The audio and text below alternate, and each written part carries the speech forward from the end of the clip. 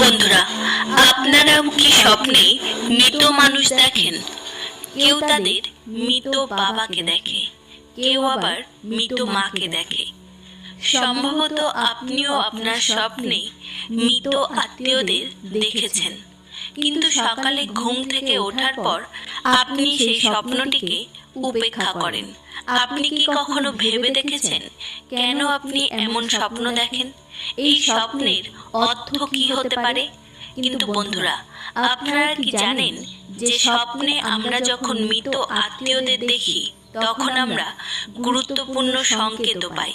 স্বপ্নে মৃত আত্মীয়দের দেখা কোনো সাধারণ বিষয় নয়, এর পিছনে লুকিয়ে আছে এক গভীর রহস্য যা আমাদের পুরাণে বর্ণিত হয়েছে।